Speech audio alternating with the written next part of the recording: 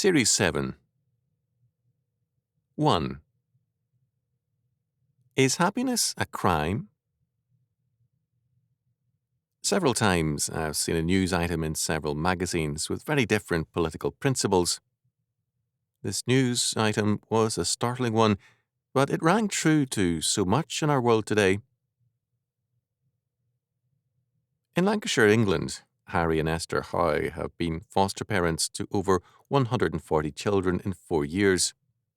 They decided to adopt some children, but the local social services agency denied their application, saying, "Both of you have had few, if any, negative experiences when children yourselves, and also seem to enjoy a marital experience where rows and arguments have no place."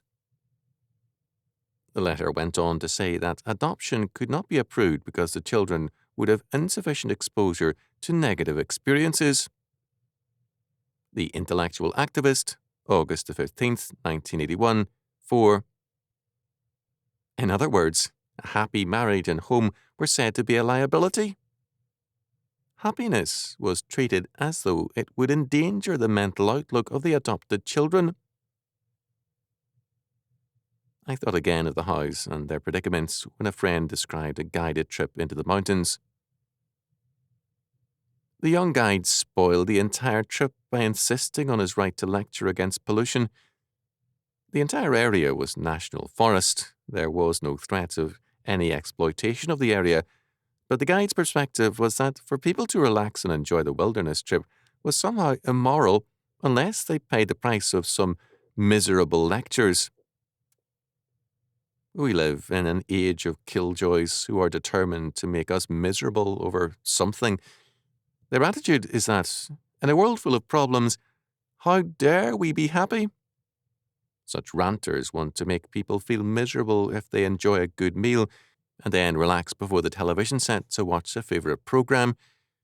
They do not want us to have any freedom from problems.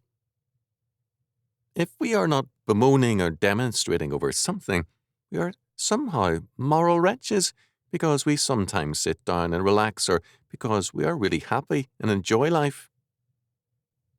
I believe these killjoys are a threat to freedom as well as to the solution of problems.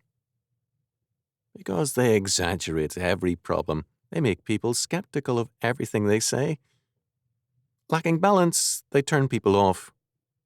Moreover, their totalitarian mentality is very real, unless you're as intense and miserable as they are over every problem.